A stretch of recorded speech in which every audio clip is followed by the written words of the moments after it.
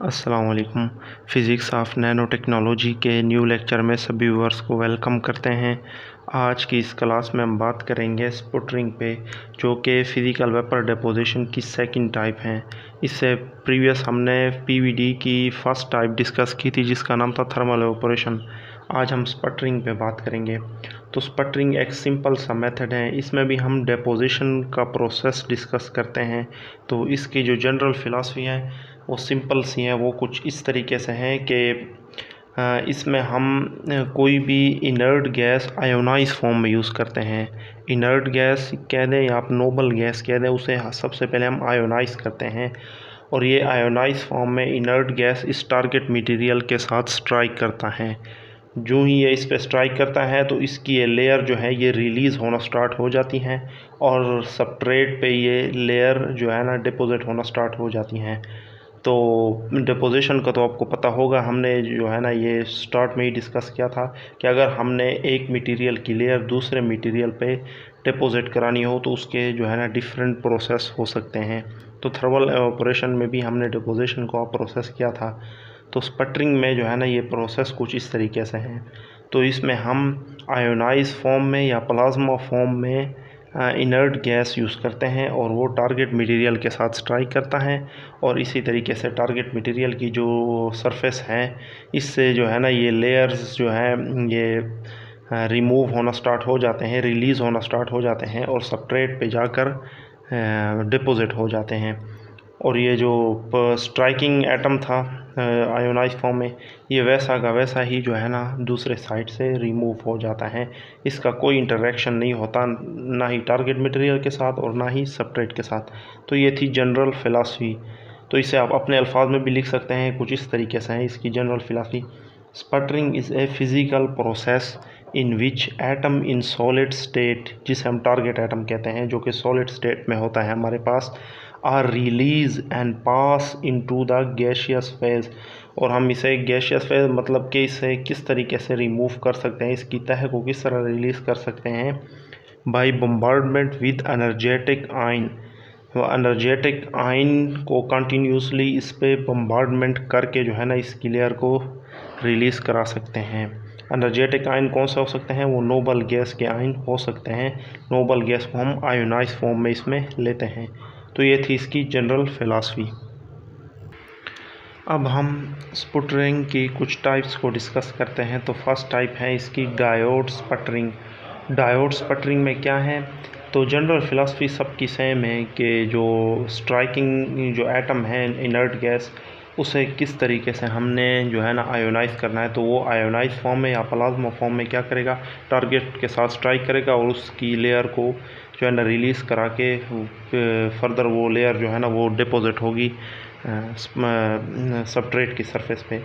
तो ये general philosophy सब में सेम है, लेकिन प्रोसेस में थोड़ा बहुत डिफरेंट हो सकता है, बाकी फिलासफी सब में सेम रखनी है। In diode sputtering plasma is formed when in the presence of gas with sufficient concentration 1 to 50 into 10⁻³ millibar. तो डायोड स्पटरिंग में क्या है, जो कि प्लाज्मा फॉर्म में हमें जो इनर्ट गैस चाहिए वो किस तरह, वो जो है ना बैटरी के डायोड के दरमियान हम उसे रखते हैं और गैसियस का जो कंसंट्रेशन है वो कुछ इतना रखते हैं, उसका प्रेशर कुछ इतना होना चाहिए 1 to 50 into 10⁻³ मिलीबार। इतने प्रेशर में हम गैस को डायोड के बिटवीन रखते हैं। रिलेटिवली ग्रेटर पोटेंशियल, और डायोड का जो पोटेंशियल होना चाहिए वो 300 to 500 वोल्ट होना चाहिए, is applied between anode and cathode. तो डायोड के दो टर्मिनल के बिटवीन हमने क्या करना है, गैसियस को रखना है, इनर्ट गैसियस को, ताकि वो आयोनाइज हो सके। ठीक है, तो गैसियस का प्रेशर इतना होना चाहिए और हमने जो है ना उसे इतनी पोटेंशियल 300 से 500 वोल्ट पोटेंशियल उसे अप्लाई करना है। तब क्या होगा, वो गैसियस आयोनाइज होना स्टार्ट हो जाएंगे और टारगेट मटेरियल पे जाके टकराएंगे और उसकी लेयर को रिलीज़ करेंगे। और वो रिलीज़ लेयर जो है वो सबस्ट्रेट की तरफ ट्रेवल करेगी और वहाँ पे जाके वो थिन लेयर बनाएगी। A small friction of these gases atom are ionise. ठीक है, फिर वो गैसियस की जो फ्रिक्शन है वो कुछ आयोनाइज हो जाएंगे and ions accelerated along A potential, और पोटेंशियल डिफरेंस के अलॉन्ग वो आइन एक्सलरेट करेंगे कहाँ पे, टूवर्ड टारगेट मटेरियल। सही है। देन दे कोलाइड टारगेट, ठीक है। आयोनाइज होने के बाद जो आयंस होंगे वो पोटेंशियल के क्रॉस जो है ना वो एक्सलरेटेड होंगे, पोटेंशियल उन्हें एक्सलरेट करेगा toward target material and lead to the sputtering of this process on the surface.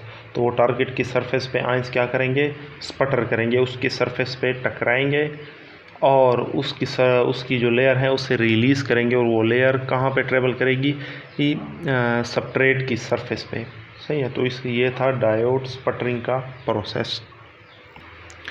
तो नेक्स्ट स्पटरिंग की टाइप है आरएफ स्पटरिंग। आरएफ का मतलब है रेडियो फ्रीक्वेंसी, मतलब है कि हाई फ्रीक्वेंसी हम अप्लाइड करते हैं किसी नोबल गैसेस को आयोनाइज करके।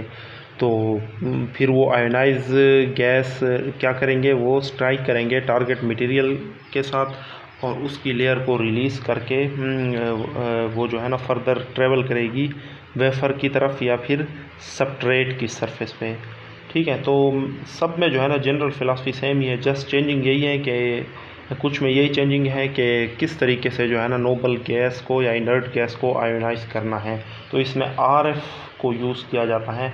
आरएफ को किस मकसद के लिए यूज़ और हाई रेडियो फ्रीक्वेंसी को किस मकसद के लिए यूज़ किया जाता है, ताकि इनर्ट गैस को किसी तरीके से आयोनाइज कराया जा सके। In this method high frequency voltage is applied between cathode and anode. Cathode और एनोड के दरमियान क्या किया जाता है, हाई रेडियो फ्रीक्वेंसी को अप्लाइड किया जाता है। फिर उसके बाद क्या होता है, ऑसिलेटिंग इलेक्ट्रॉन कॉज आयोनाइजेशन, और इलेक्ट्रॉन जो ही रिमूव होना स्टार्ट हो जाते हैं और फिर उससे क्या होता है, आइंस क्रिएट हो जाते हैं।